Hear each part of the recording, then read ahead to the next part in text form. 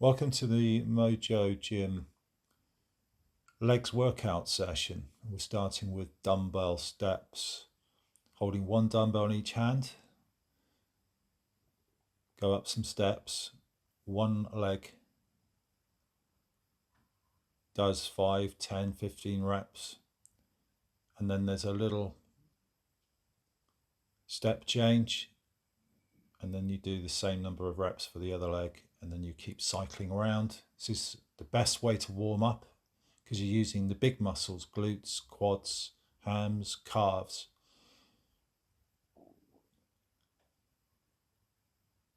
And together those muscles make up the bulk of muscle mass in your whole body. So I've changed now to a sort of goblet squat stance to test that for a bit. And I used the sumo squat one just now, the lower squat. I like this one for some reason. It helps my weight to go forward. Okay, so now I'm warmed up. I'm coming into some goblet squats. So feet are just slightly wider than shoulder width or about the same, toes pointing outwards, head up, hip joint and bum coming backwards hard, keeping the front of the knees behind the toe fronts. That's really important. And if you can't, then you've got to stick your bum out more at the back. So particularly looking at the stance of the feet and the distance of the feet apart. This is called the goblet squat, done with one dumbbell. And I come into a second squat, which is the dual squat, because we use two dumbbells. Look at tuck your elbows in. Now, the feet are slightly closer together, maybe an inch closer, maybe 2 inches closer than they were for the first goblet squat. Another way of describing this might be having two rocket launchers on your shoulders. So you're pointing the dumbbells forwards and they're actually, the weight of the dumbbells is forwards of your shoulder. The back end of the dumbbell is actually touching my ears. So I'm showing you that the feet are actually pointing more forwards than for the previous squat. The dual squat is better for working the quads than any other squat.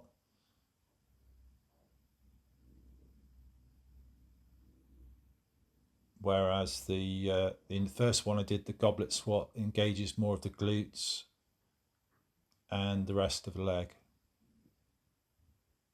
Finally, I'm coming into the third squat, which is called sumo squat or plie squat, plie squat. And as such, we are having the legs at least this wide apart, toes pointing a bit more out, hoping to engage more of the inner thighs, groin.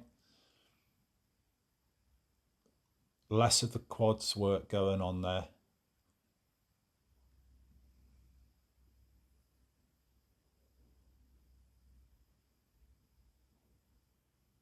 Probably do with a little bit more of an extra inch or two on the stance width there. Always for all squats, you're keeping your head up as far as you can. That's the squats over with.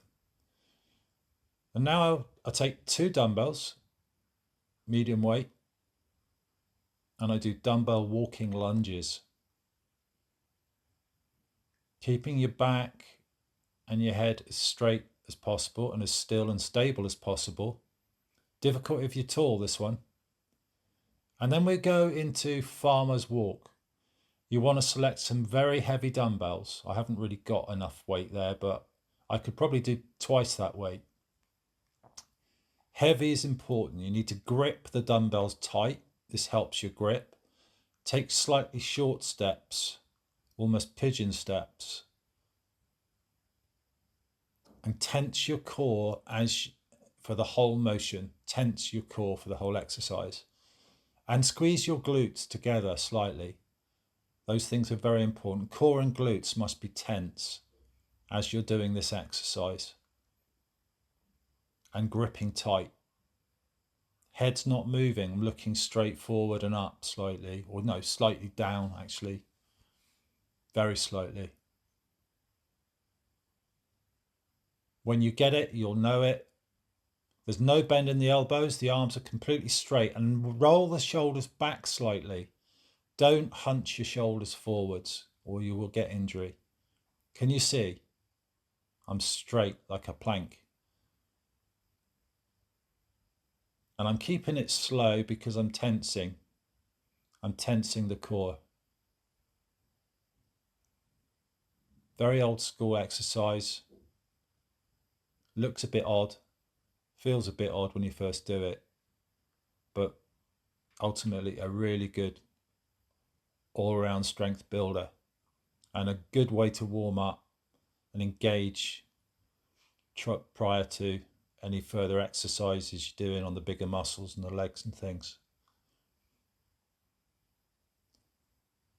Important to persevere with this one and keep going, but keep your form right. Don't look, I'm looking too far forward now. I need to, yeah, got your head up now. I remembered. And stick your chest out and hold your shoulders back.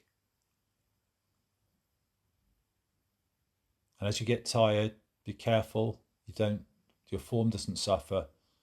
And when you've had enough, you just put the dumbbell straight down.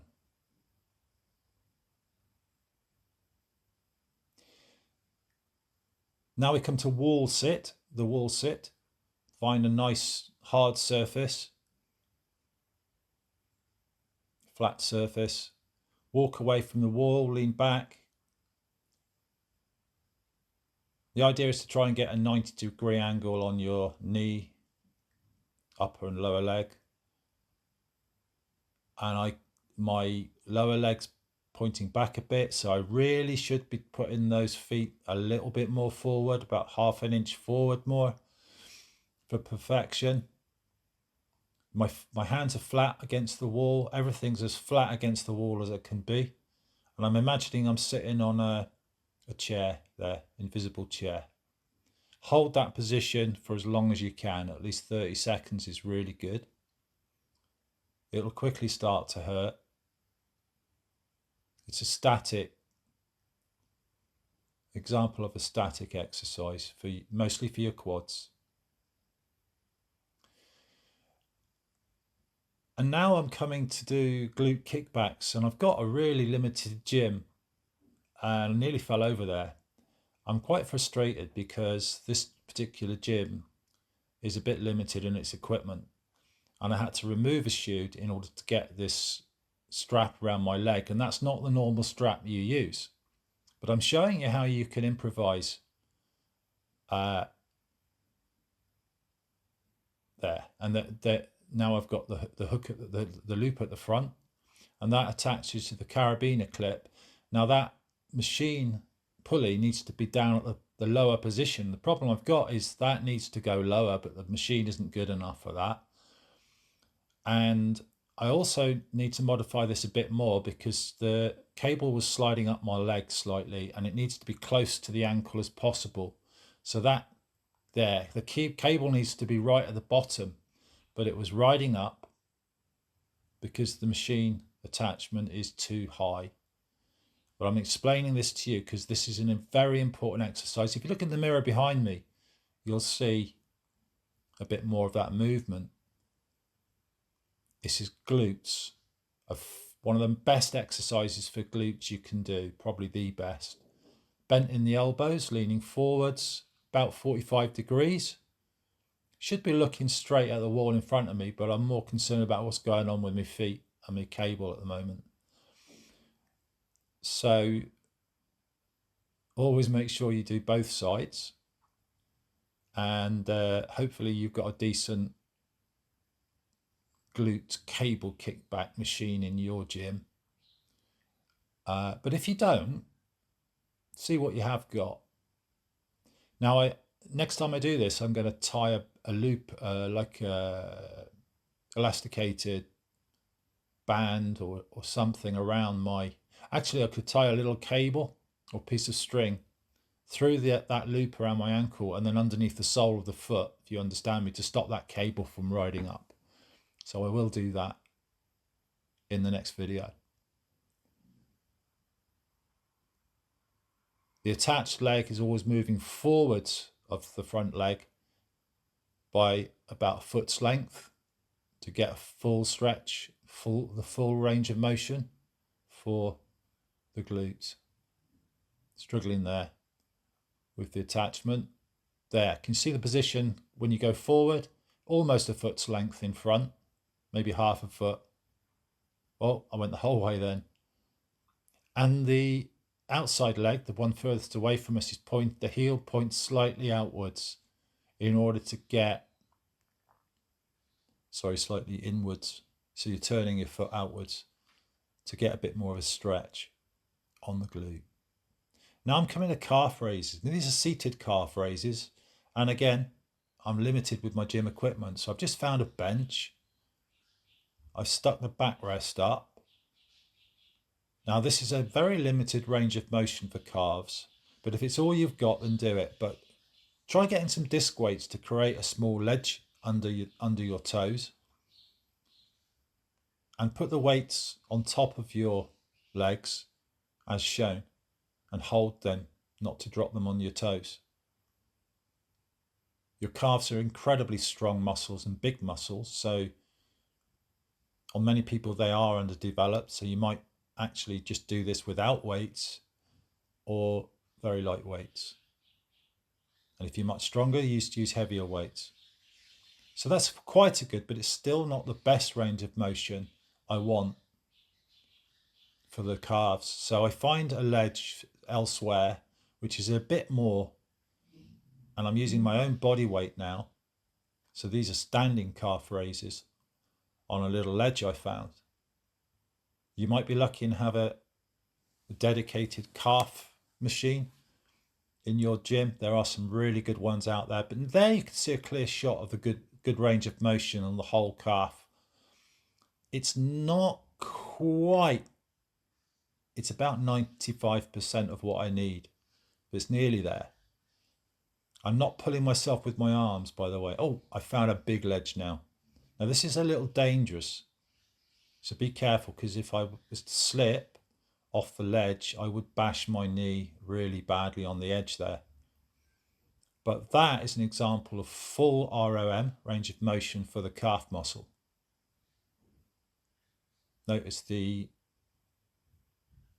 non-active leg is just hanging limp behind me.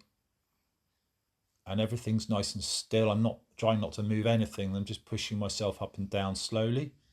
Don't go too fast. There's a slight pause at the top. In fact, you can have a longer pause at the top. Quite a long pause at the top, and a small pause at the bottom as well. But that pause at the top is really important. Those are the calf raises. Brilliant.